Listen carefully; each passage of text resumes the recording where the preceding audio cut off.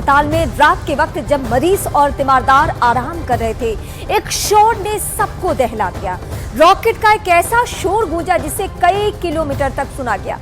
सिसकियों की ऐसी आवाज गूंजी कि पूरी गाजा पट्टी दहल उठी और इस हमले के बाद लाशों का एक ऐसा ढेर लगा जिसे आज तक किसी ने देखा नहीं था, न जिसके बारे में किसी ने सुना था। हमास ने आरोप यह लगाया कि इस हमले के पीछे इजराइल का हाथ है। उसकी घातक मिसाइलों ने गाजा में नरसंहार मचाया, तो इजराइल इस आरोप से सीधे सीधे इनकार कर रहा है कि क्या चीज़ें आउट ऑफ कंट्रोल हो जाएंगी, और वो ही हुआ है। बेसिकली कहा यह जा रहा है कि इज़राइल ने एक फ़लस्तीन के हॉस्पिटल पे हमला किया है जिसमें गज़ा के अंदर, जिसमें 500 से ज़्यादा लोगों की जान चली गई है। Israeli air raid on Al Ahli Al Arab hospital है ये। सर वो बटे नहीं हैं भाई, रोडों के ऊपर हैं, मार कर रहे हैं, मर रहे हैं, लेकिन हम देखे ना अपनी यशियों पे काम पे जा रहे हैं। आज पाक आर्मी जिंदा, या हम भी कहते हैं वहाँ पर बड़ा जज्बा है, लेकिन वो कहाँ पे है, नजर तो आ नहीं रहा। आर्मी चीफ को चाहिए कि अपने कम से कम 200-250-300 बंदा भेजना चाहिए। अच्छा, 200-250 बंदा अगर शहीद भी हो जाएगा ना वहाँ पे, तो फौज खत्म नहीं होने लगी। फौज बहुत है, हाँ। बॉर्डरों पे हमारे बहुत फौज है। हाँ। मुल्क को हालात को गोली मारे। जय हिंद दोस्तों, पाकिस्तान ब्रेकिंग न्यूज चैनल में आप सभी का हार्दिक स्वागत। 17 अक्टूबर को गजा के हॉस्पिटल पर एक एयर स्ट्राइक हुआ और ये एयर स्ट्राइक इतना भीषण था कि इसमें 500 से ज़्यादा लोग मारे गए हैं और 800 से ज़्यादा लोग इंजर्ड हुए हैं। और एयर स्ट्राइक के लिए फिलिस्तीन ने इजराइल के ऊपर आरोप लगाया, जहां पर फिलिस्तीन के प्राइम मिनिस्टर का कहना है कि इजराइल ने इस हॉस्पिटल के ऊपर एयर स्ट्राइक किया क्योंकि इसमें हमास के जितने भी लोग इंजर्ड हुए थे वो हॉस्पिटलाइज थे, और जितने भी फिलिस्तीन में इंजर्ड हुए लोग थे वो भी यहाँ पर अपना ट्रीटमेंट ले रहे थे। और इसलिए इजराइल ने इस हॉस्पिटल के ऊपर एयर स्ट्राइक किया, जहाँ पर इजराइल ने भी इसके ऊपर रिप्लाई देते हुए कहा कि हमने किसी भी हॉस्पिटल के ऊपर कोई भी स्ट्राइक नहीं की, ये हमास की ही स्ट्राइक थी जो कि इजराइल के ऊपर जाकर गिरी। इसका मतलब है कि इजराइल कहना चाहता है कि हमास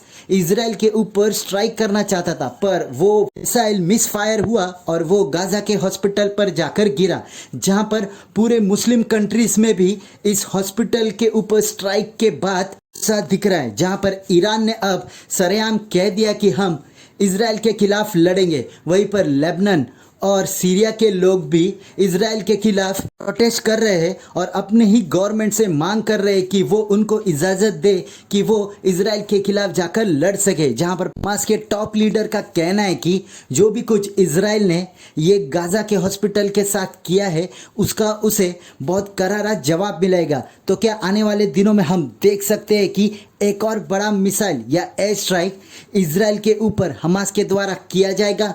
ऐसे ही वीडियो को अंतिम तक देखते रहिए, लाइक कीजिए, शेयर कीजिए और सब्सक्राइब कीजिए हमारे चैनल को, और बेल आइकन दबाना बिल्कुल भी ना भूले, और आपकी जो भी राय हो उसे कमेंट बॉक्स में ज़रूर दें। धन्यवाद। गाजा स्वास्थ्य मंत्रालय ने मंगलवार को जानकारी दी कि इजराइल की तरफ से किए गए हमले में एक अस्पताल में कम से कम 500 लोगों की मौत हो गई। अस्पताल पूरी तरह तबाह हो गया। गाजा की तरफ से जारी बयान में कहा गया है कि जिस अस्पताल पर ये हमले हुए वहां सैकड़ों बीमार और घायल लोग थे और अन्य लोग भी थे जो युद्ध की शुरुआत के बाद विस्थापित हो गए थे। दूसरी तरफ इजराइल वायर रूम की ओर से कहा गया है कि यह हमला इजराइल की ओर से नहीं किया गया बल्कि हमास के मिसफायर का परिणाम है। दावा किया जा रहा है कि इस अस्पताल में बड़ी संख्या में घायल और आश्रय लेने के लिए लोग रह रहे थे।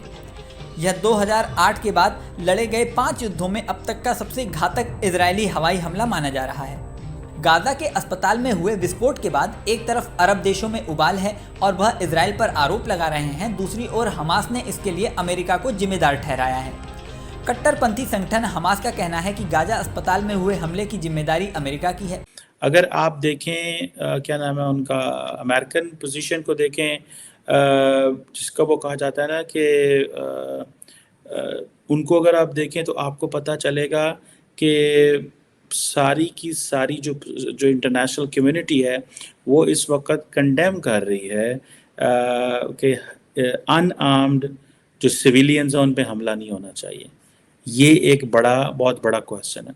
अब हुआ ये है कि हमास तो एक मिलिटेंट ग्रुप है ही है, लेकिन क्या अनआर्म्ड सिविलियंस पे हमला करने की इजाज़त देनी चाहिए?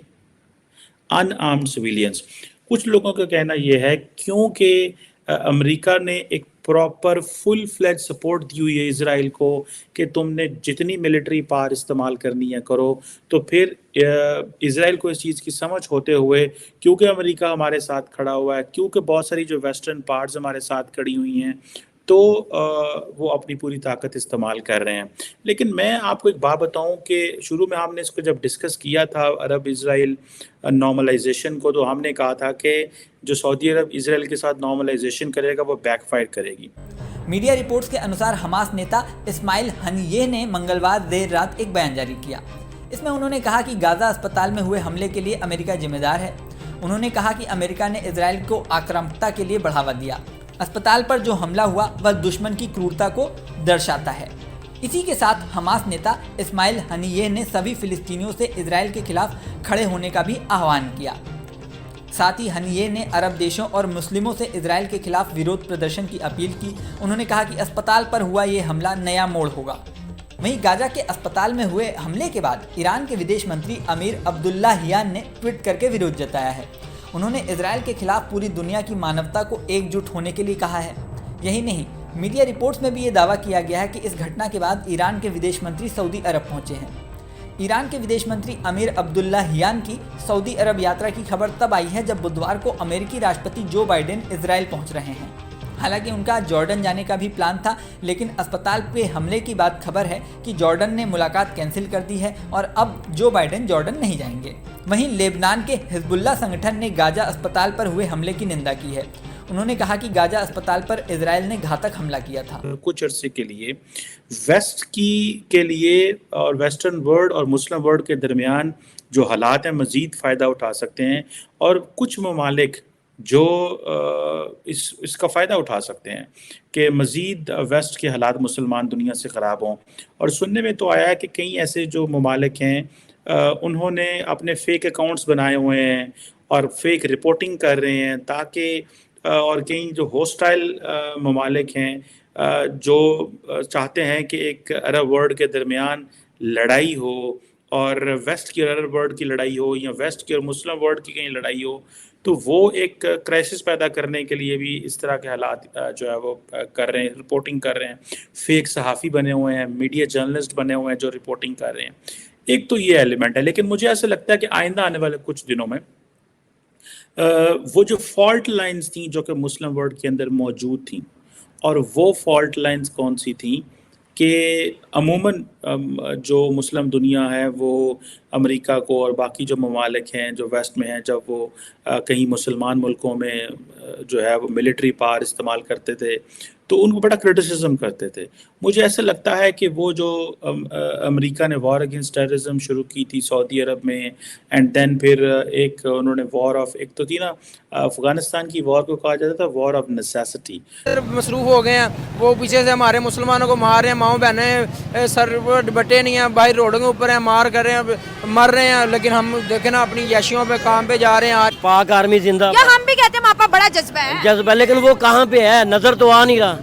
आर्मी चीफ को चाहिए कि अपने कम से कम 200-250-300 बंदा भेजना चाहिए। अच्छा, 200-250 बंदा अगर शहीद भी हो जाएगा ना वहाँ पे, तो फौज खत्म नहीं होने लगी। फौज बहुत है, हाँ, बॉर्डरों पे हमारे बहुत फौज है, मुल्क को हालात को गोली मारे। तो फिर मुसलमान कोई कमजोर ताकत नहीं है। अच्छा, हम साबित कदमी से उनका मुजाहरा करेंगे अच्छा, और दुश्मन को नेस्तो नबूद कर देंगे। आप भी जहाद के लिए निकलेंगे? जिहाद के निकले हम तैयार हैं।